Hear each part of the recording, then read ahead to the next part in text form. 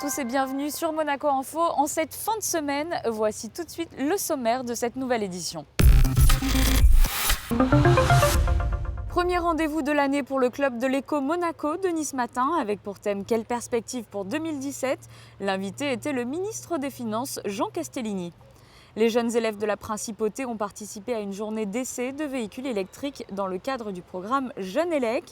Woody Allen était à l'honneur au Théâtre Princesse Grace avec Marie et Femme. Retour sur cette pièce tirée du film éponyme sorti en 1992. Nous reviendrons sur les enjeux du derby azuréen très attendu en Principauté. L'AS Monaco affrontera l'OGC Nice samedi à 17 h au Stade Louis II. Et nous terminerons ce journal en compagnie de notre invité du week-end. Il s'agit de Pauline Ducruet, la présidente du festival New Generation, que vous pourrez découvrir samedi et dimanche sous le chapiteau de Fontvieille. Pour son premier rendez-vous de l'année 2017, le club de l'éco du quotidien Nice Matin s'est réuni à la résidence du ministre d'État. Le ministre des Finances et de l'Économie, Jean Castellini, était le grand témoin de cette session au cours de laquelle il a été question des grands investissements pour l'année en cours. Les explications de Patricia Navarro. À raison de 4 réunions par an, les membres du club de l'éco Nice Matin se réunissent pour évoquer les grands dossiers d'actualité liés aux différents secteurs de l'économie monégasque.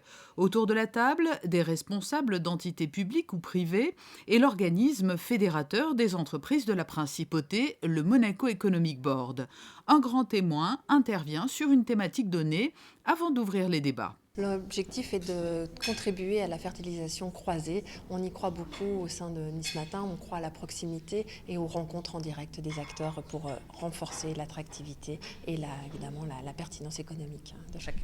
On est à chaque fois dans l'échange et donc on identifie au fil de nos rencontres des thématiques qui pourraient évidemment être fertiles et donc à apporter à chacun. Et évidemment, il faut que chacun puisse s'exprimer sur le sujet. Donc on va toujours essayer d'être fédérateur et d'être dans l'énergie positive. Pour le premier grand rendez-vous de l'année du Club de l'Éco, c'est Jean Castellini qui a été invité à prendre la parole. Après un rapide bilan positif de l'année 2016, le ministre des Finances et de l'Économie a détaillé les grands enjeux économiques de l'année à venir. Parmi les projets évoqués, celui d'un incubateur et accélérateur d'entreprises destiné à encourager davantage d'entrepreneurs à venir s'installer en Principauté. C'est un projet qui me tient particulièrement à cœur, vous le savez, et ce matin également d'autres se sont exprimés sur cette question. Je pense que c'est vraiment un projet fédérateur pour Monaco parce qu'il permet de préparer l'avenir dans des domaines de haute technologie, de haute valeur ajoutée et avec un public, si je veux dire, qui ne pense peut-être pas forcément à la Principauté pour s'y implanter aujourd'hui, mais qui pourra voir justement tout l'intérêt de s'établir, de développer une idée, un concept. Ça, c'est véritablement surtout pour les entreprises qui seront incubées. Et puis pour les autres, celles qui ont déjà une existence juridique, qui ont déjà justement peut-être un produit, un service et qui recherchent des investisseurs pour passer au stade supérieur, des facilités d'accélération. La clé de l'attractivité économique de la Principauté réside également dans l'accessibilité du pays. Jean Castellini l'a souligné en rappelant que les investissements engagés dans le port de Vintimille ou l'aéroport de Nice-Côte d'Azur, ainsi qu'aux côtés de la SNCF, sont destinés à faciliter le transport des salariés qui chaque jour sont des dizaines de milliers à se rendre en Principauté pour rejoindre leur bureau, la mise en place de parkings de dissuasion ou la création d'un téléphérique urbain s'inscrivent également dans cet objectif. Dans le cadre de la 18e édition du programme Jeunes Élec, le club des véhicules électriques de Monaco, en collaboration avec la direction de l'éducation nationale, de la jeunesse et des sports et la direction de l'environnement, a proposé aux élèves de Monaco de participer à une journée d'essai de véhicules électriques. Plus de détails avec Christine Datomel. Ils ont entre 13 et 16 ans et sont susceptibles de conduire un deux roues. C'est pourquoi cette opération a lieu depuis de nombreuses années maintenant en Principauté et est destinée aux adolescents issus des établissements scolaires de Monaco. Et cette année, c'est au parking des pêcheurs que le rendez-vous a été pris. Au programme, de nombreux ateliers de sécurité routière afin de sensibiliser la nouvelle génération aux différents modes de transport écologique. Qu'est-ce que tu vas faire? Du scooter. Est-ce que tu en as déjà fait? Oui, je fais de la moto. Et alors, qu'est-ce que tu penses de cette initiative aujourd'hui? Que c'est bien pour initier les enfants à utiliser des scooters électriques et pas à moteur. Est-ce que les enfants prennent plaisir avec ces véhicules électriques? Il suffit juste de regarder leur visage. Je crois qu'ils ont pris bien sûr du plaisir. C'est une découverte pour la plupart. Certains ont déjà eu à s'initier, parce qu'en principauté, on a la chance d'avoir beaucoup de véhicules de ce type.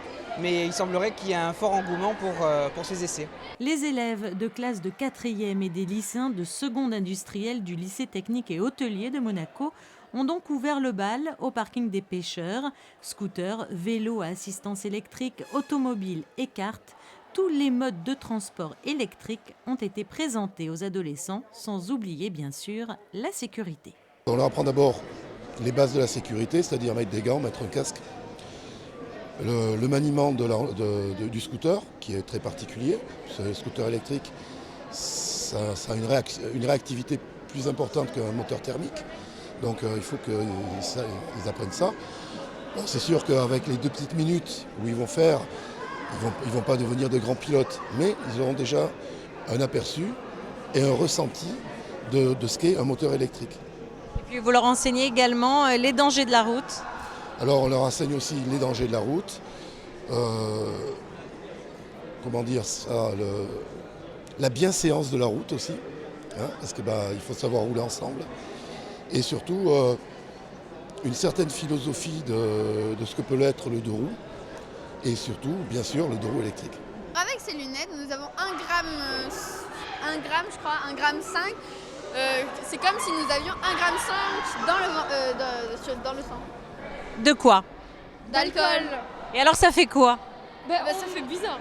Oui, on marche, C'est bizarre. déjà c'est tout flou. Et après, on ne sait pas où mettre les pieds, c'est bizarre.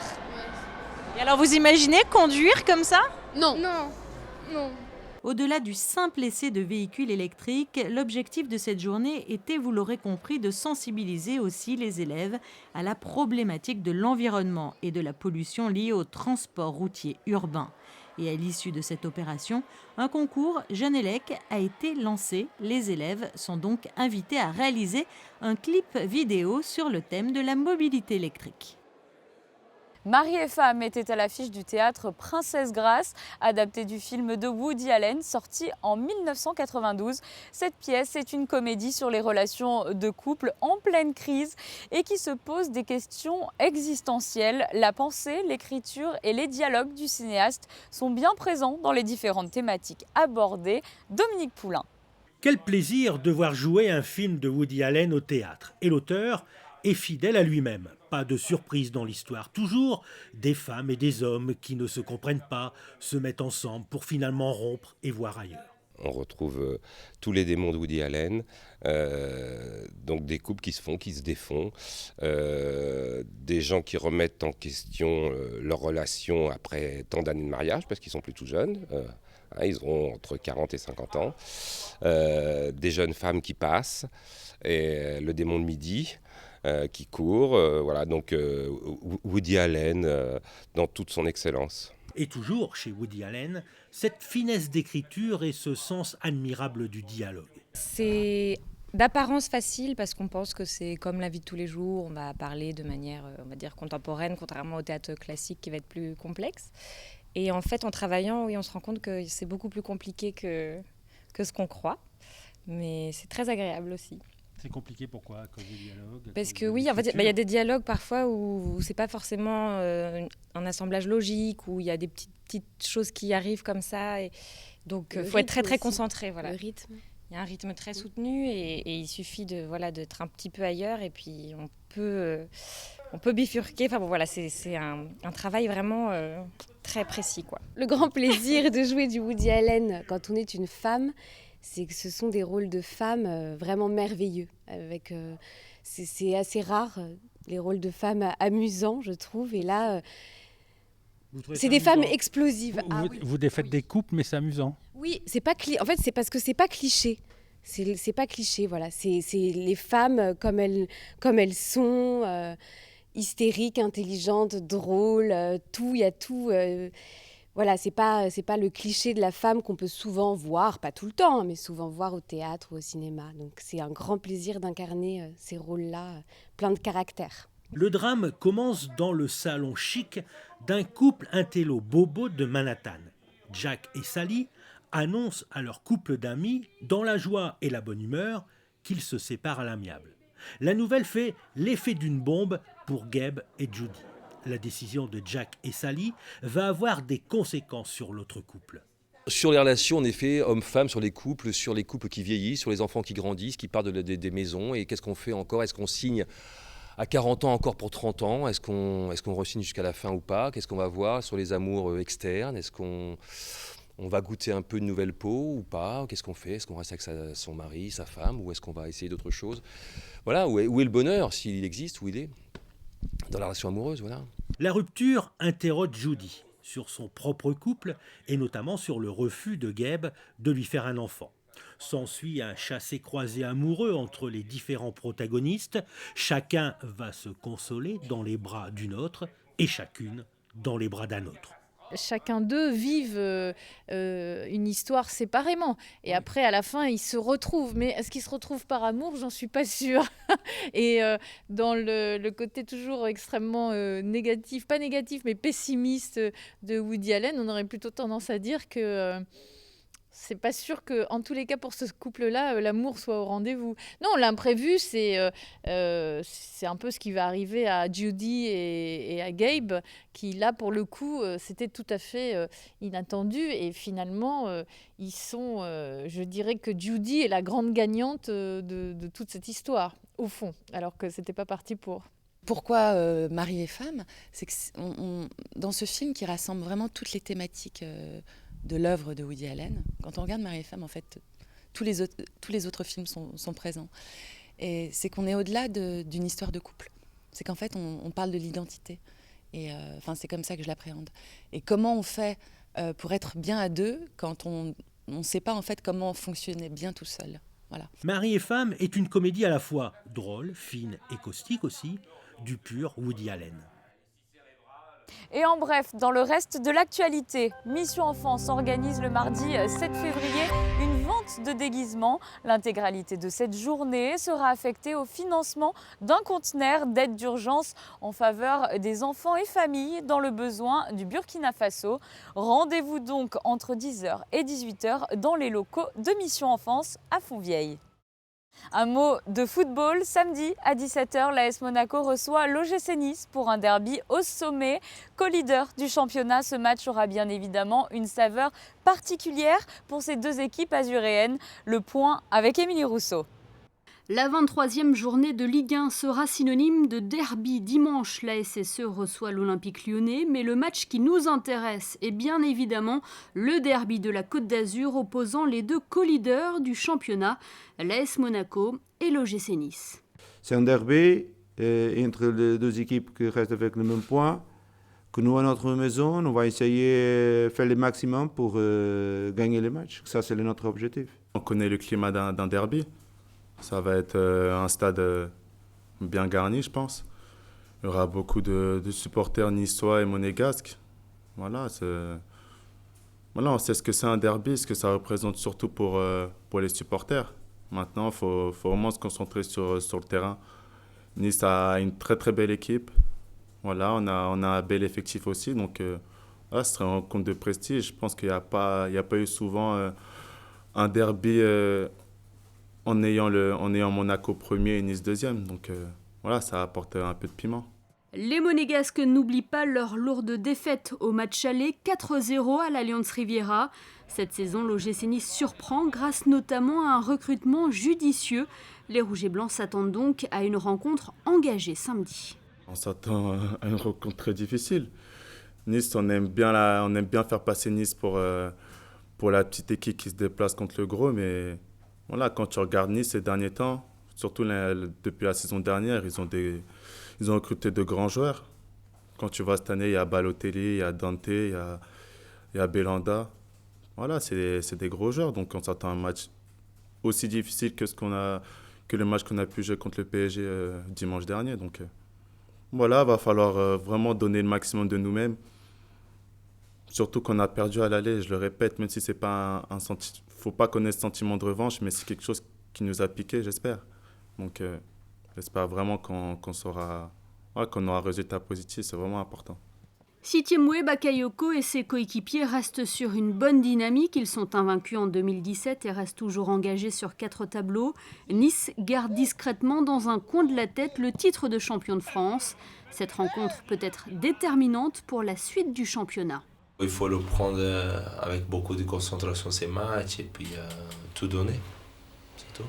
Quand on voit ce que vous avez fait vous, ce que fait Monaco aussi, c'est 2 belles équipes du championnat là, qui vont s'affronter. Ah, bien sûr. C'est pour ça qu'il faut qu'on soit top mentalement, top physiquement, surtout tactiquement aussi, pour faire un gros match et puis pour pouvoir offrir du spectacle à tous nos supporters. Lucien Favre considère l'AS Monaco comme un candidat potentiel au titre, lui qui a étudié sous toutes les coutures le club de la Principauté. Ils sont d'une efficacité redoutable, parce qu'ils sont très adroits devant le but, ils combinent bien, ils ont des gars sur les 2 côtés qui éliminent 1 contre 1. Là, ils sont très dans on l'a vu contre Paris Saint-Germain, quoi. Ils étaient bons là. C'était vraiment, c'est une équipe de bon niveau, de très très bon niveau européen. Et puis ils marquent quoi. Et ils ont fini premier de leur groupe en Champions League, je crois, ou deuxième. Premier, ça veut tout dire. C'est quand même pas Tottenham 3e, Leverkusen 2e, Moscou, c'est pas mal quoi. Avec un stade Louis II assurément plein, Monaco-Nice, c'est ce samedi à 17h pour un derby au sommet. Vous l'avez suivi sur notre antenne, l'AS Monaco s'est qualifié mercredi pour les 8e de finale de la Coupe de France en battant le FC Chambly. Le club de la Principauté connaît déjà son futur adversaire. Il s'agit de l'Olympique de Marseille. Un choc qui aura lieu au Vélodrome à la fin du mois. Toujours dans l'actualité sportive. C'est parti pour la 33e Primo Cup Trophée Crédit Suisse. 100 participants sont inscrits cette année. Un rendez-vous qui se déroulera pour la première fois sur un seul week-end. Jeudi, les régatiers ont réalisé un tour de chauffe tout en douceur à l'occasion de la manche d'entraînement. Le coup d'envoi a été donné ce vendredi à 11h. La météo de ce week-end annonce une belle bataille sur la mer. Verdict dimanche en début d'après-midi.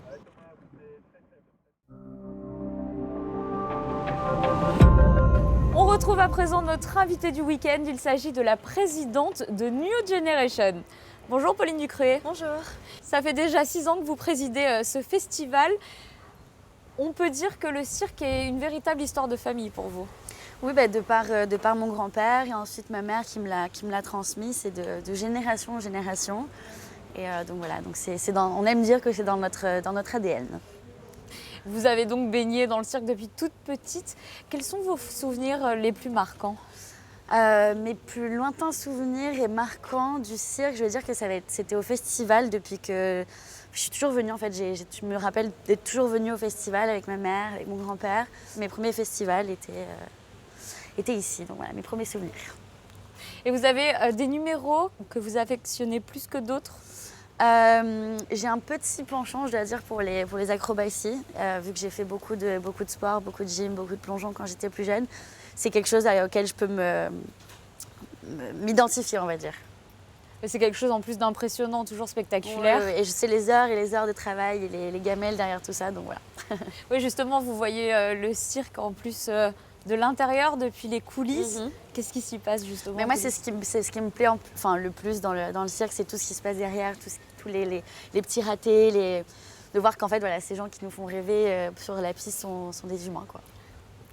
Et alors, comment vous avez eu l'idée de créer New Generation ? C'est parti de la fin d'un festival avec ma mère. On s'est retrouvés dans le bureau du cirque et on se disait c'est trop court. Et on cherchait le moyen de faire durer le plaisir, comme on dit. Et donc voilà, après c'est tombé sous le sens. Si c'était moi qui étais la présidente, de faire un truc New Generation, jeune, moderne, pour les jeunes. Et comme leurs aînés, ils ont aussi une sélection qui est très importante. Comment est-ce que ça se passe ? On commence à travailler dès la fin de ce festival, en fait, à visionner des vidéos. On nous envoie pas mal de vidéos de familles du cirque, d'écoles du cirque. Après, nous, on se déplace aussi beaucoup, en Russie notamment, là où il y a toutes les grandes écoles du cirque. Donc voilà. Et après, on choisit les meilleurs. Et vous avez une idée à peu près de combien de candidatures vous recevez? On va dire que par discipline, on va recevoir 8-9 numéros et après on en choisit un. Ouais. Et donc qu'est-ce que cette 6e édition nous réserve? Que vont découvrir comme chaque année, on a beaucoup d'artistes, de jeunes artistes très talentueux qui ont bossé dur pour être là. Beaucoup de nationalités différentes. On a une jeune fille qui vient du Chili, d'une troupe de Chinois, des Russes, des Français, des Italiens. Et il y a aussi Féminin Espoir avec des Monégasques. Donc c'est toujours bien. Oui, il y a même des locaux, c'est bien. C'est ça. Et les ambitions peut-être pour plus tard? De continuer comme ça et d'avoir de plus en plus de notoriété à l'international. Donc là, on commence à avoir beaucoup de demandes justement pour venir participer. Les gens créent des numéros exprès pour ici. Donc voilà, donc que ça continue comme ça. Sur cette lancée. Ça prend le chemin du festival international. C'est ça, voilà. Merci beaucoup Pauline en tout cas d'avoir accepté notre Merci. invitation. Merci. Ce journal touche à sa fin. Je vous propose de nous quitter sur les prévisions météo de ces prochains jours. À très bientôt. Nous débutons le week-end sous un ciel nuageux, voire pluvieux dans la matinée de samedi. Les températures resteront supérieures au normal de saison, avec 16 degrés au plus chaud de la journée. Dimanche, ciel toujours maussade avec un risque de pluie. Il fera 12 degrés dans la matinée et 14 degrés dans l'après-midi. Lundi, éloignement de la menace de pluie, ciel changeant, toujours nuageux mais avec des apparitions du soleil. Les températures seront encore agréables à l'abri du vent. Mardi, temps sec et ensoleillé, les températures seront clémentes. Mercredi, nouvelle détérioration du temps avec un retour de la pluie. Les températures seront plus fraîches que les jours précédents. Et finalement jeudi, nuages d'averses et éclaircies au programme.